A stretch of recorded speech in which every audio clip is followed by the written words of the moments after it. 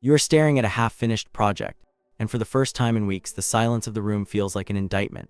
3 months ago, this very task, this hobby, this business idea, this specific study was the only thing that made your heart race. You stayed up until 4 a.m., you bought the gear, you told everyone who would listen that you had finally found the one. But tonight, as you look at the tools scattered across your desk, you feel absolutely nothing. It is as if someone walked into the room of your mind and simply flipped the power switch to the off position. The excitement hasn't just faded, it has vanished, and in its place a cold, hollow vacuum has opened up. You aren't just bored, you are mourning a version of yourself that was capable of caring. You look at the guitar gathering dust or the lines of code you haven't touched in a week and you don't see a to-do list. You see a tombstone. It is a monument to another thing you started and didn't finish. Another identity you tried on and threw in the closet. This is the internal death. It is a psychological phenomenon that remains largely undiscussed because our culture worships at the altar of grit and consistency. We are told that if we stop, we are weak. If we pivot, we are flaky. If we lose interest, we lack discipline.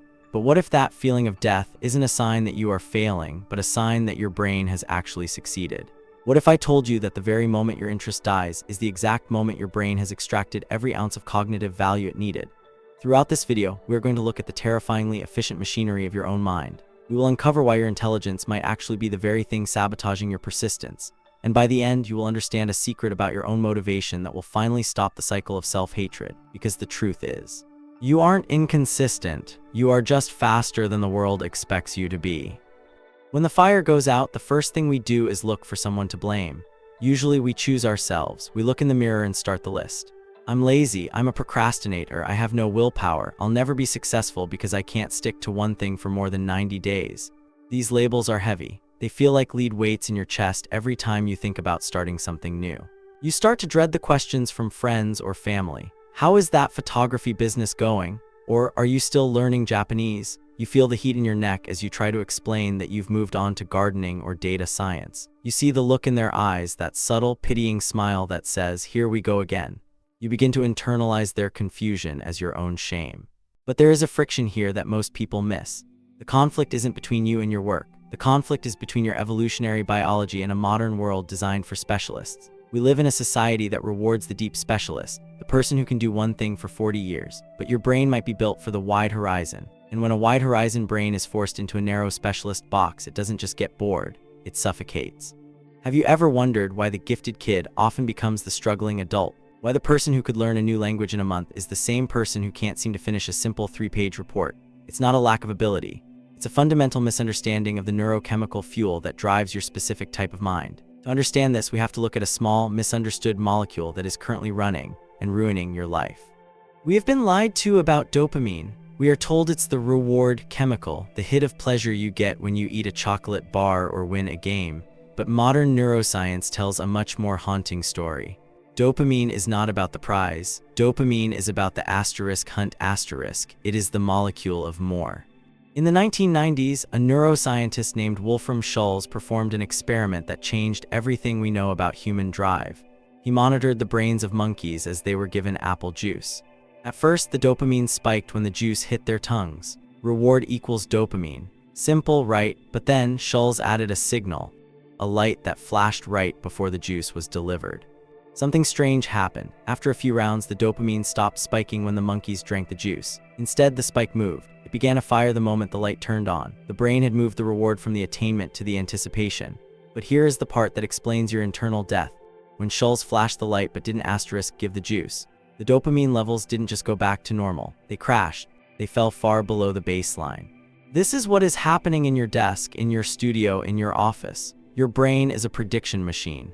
When you start something new, the light is constantly flashing because everything is a mystery. Every new skill is a puzzle. Every new topic is an unknown territory. Your brain is flooded with dopamine because the anticipation of mastery is everywhere.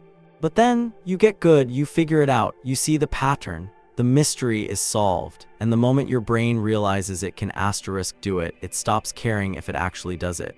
The anticipation is gone, the dopamine vanishes, and you are left standing there with the juice in your hand, wondering why it tastes like ash. If you've ever felt this crash and thought you were broken, you aren't alone. We are building a community here for the fast-brain thinkers who need to understand their own mechanics to find relief. If this resonates with you, hit the subscribe button, not to fix yourself, but to finally start the manual for the brain you were actually given. The speed at which you reach this internal death is directly proportional to how fast you learn. This is the cruel irony of the high-potential mind. There is a psychological framework called the 4 stages of competence. First, there is unconscious incompetence. You don't know what you don't know. Everything is exciting and terrifying. Your brain is on fire.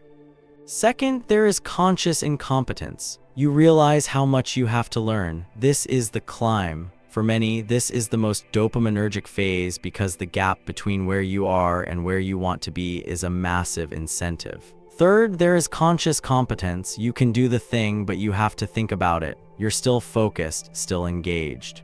And finally, there is unconscious competence. You can do it in your sleep. It's a habit. It's a routine. For the average person, this stage is a relief. They want to be here. They want the safety of the routine. But for you, this stage is a prison. The moment the challenge disappears, the internal death arrives. The faster you move through these stages, the more inconsistent you appear to the outside world. If it takes most people 2 years to master a skill and it takes you 2 months, you will quit 10 times as often as they do. To a casual observer, you are a failure who can't commit. To a neuroscientist, you are a high-speed processor that has finished its task and is looking for a new program.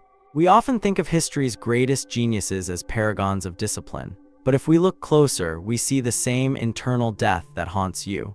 Leonardo da Vinci is perhaps the most famous failure in history.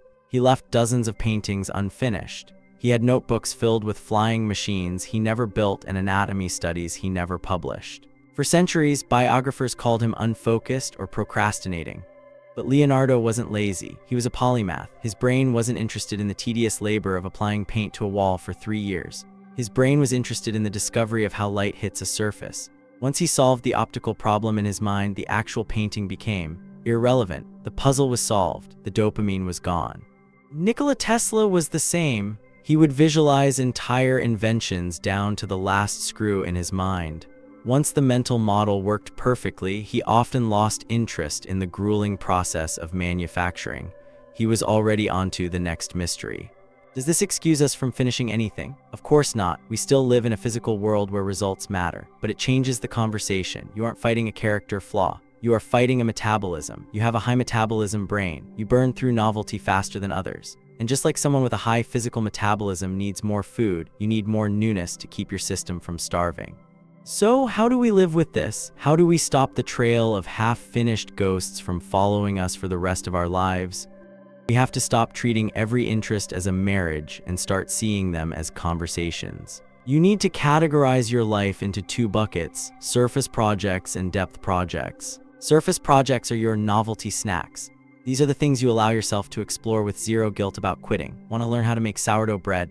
Do it. Want to learn the basics of Python? Go for it. But here's the rule: you do not buy the most expensive equipment. You do not announce it as your new career. You acknowledge that you are here for the mystery, and once the mystery is solved, you will leave. No judgment, no shame. Depth projects, however, are different. These are the infinite rompicabzas. These are fields of study that are so complex, so deep, and so layered that you can never truly master them. Music, psychology, philosophy, human relationships, physics. A depth project is something that has a recursive mystery.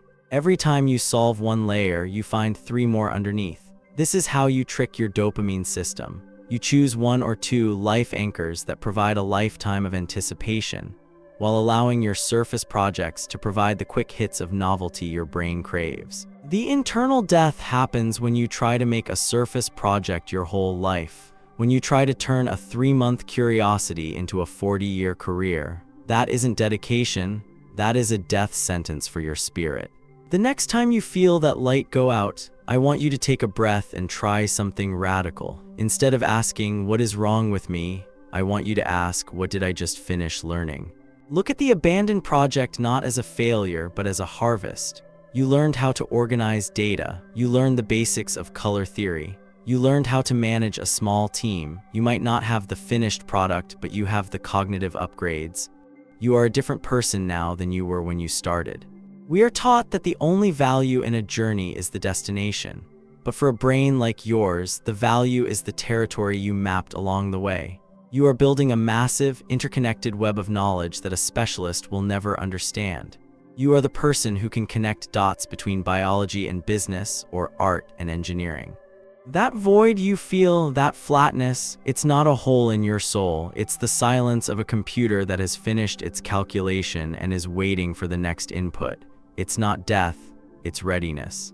This channel is dedicated to the people who feel like they are too much and not enough at the same time.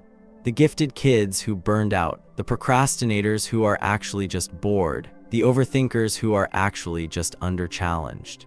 You have to stop using a specialist's map to navigate a generalist's life. The internal death will happen again. It is a part of your hardware, but from now on, it doesn't have to be a tragedy. It can be a signal that it's time to level up, a signal that you have outgrown your current skin and it's time to shed it.